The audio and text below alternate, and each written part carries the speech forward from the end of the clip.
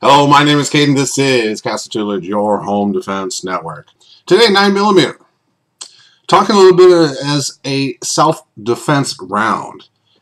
And if you have listened to my videos, I have adopted the 147 grain bullet coming out of a 9mm gun.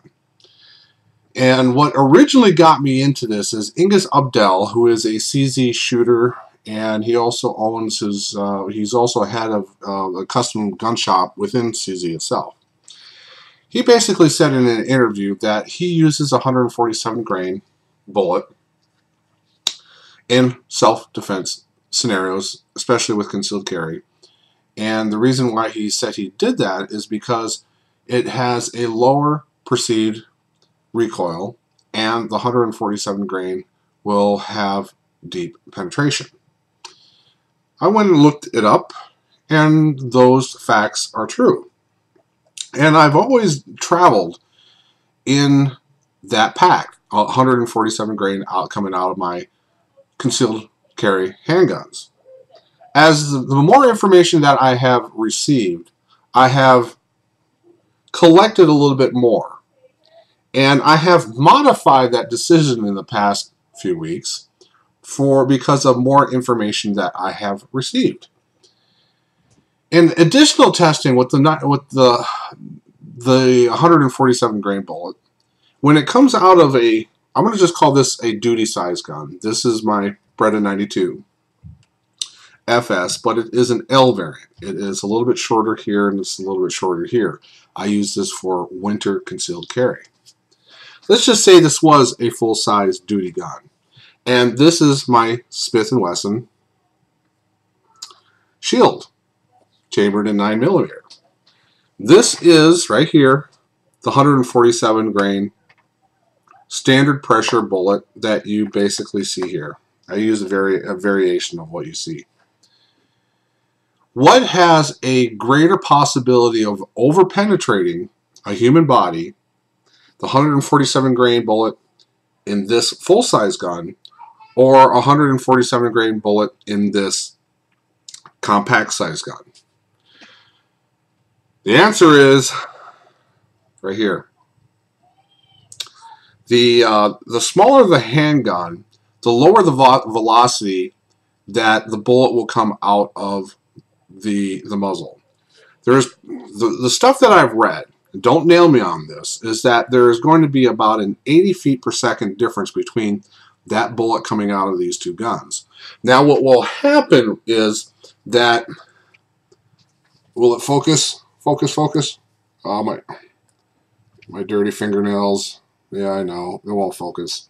Will those petals open up and slow down the bullet, create a good wound cavity, stop the bullet within the human body, so it's not exiting and penetrating, over-penetrating, and hopefully hurting someone else, okay? That is the goal, one of the goals for having this type of technology. Gold Dot does make some for short barrels.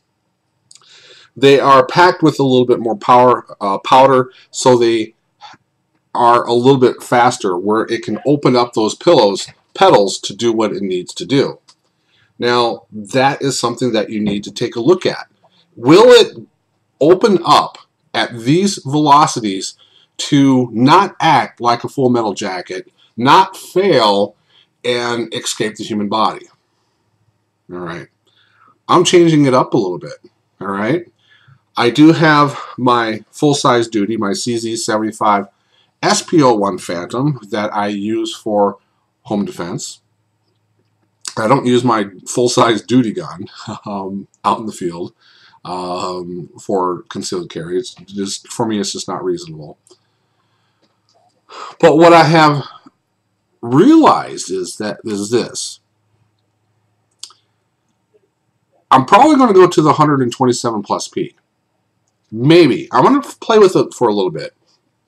There are going to be two overwhelming factors that you're going to need to consider, okay? In the ballistic gel testing, in self-defense distances, the 147 grain bullet coming out of a 3-inch barrel is getting anywhere between 17 and 19 inches of penetration in ballistic gel. As a general, horseshoe numbers, okay? Anything above 18 is considered to be in the zone of over-penetrating a human body, okay? If we're out in the, if we are out at Best Buy, let's just use Walmart. If we're going back in, if we're going into the store of Walmart and we have a defensive shooting scenario, will the 147 grain bullet out of this Smith & Wesson shield with a 3-inch barrel, with the slow velocity that is coming out of the barrel, will this act like a full metal jacket or a hollow point? Don't know.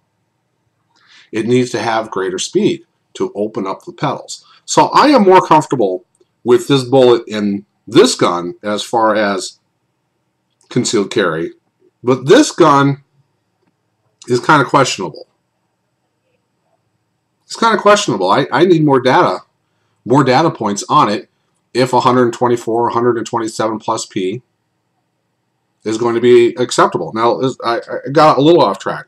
What are the two things are, is this going to be over penetrating, and is the recoil and torquing going to be something on this gun, even though I can handle a 40 Smith & Wesson. I used to have a CZ 2075 chambered in 40 Smith & Wesson. It's a snappy little gun, but my second shots are generally fairly reasonable. The timing of it was anywhere between a half a second up to, I think, 0.8 seconds on my second shot with that and getting it on target. It's been a while since I have timed it in my shooting, but hopefully in this next past year I'll have the tools available to start doing that again since I moved to Minnesota. So again, we are always learning. What we thought we knew 6 months ago may not make any sense today.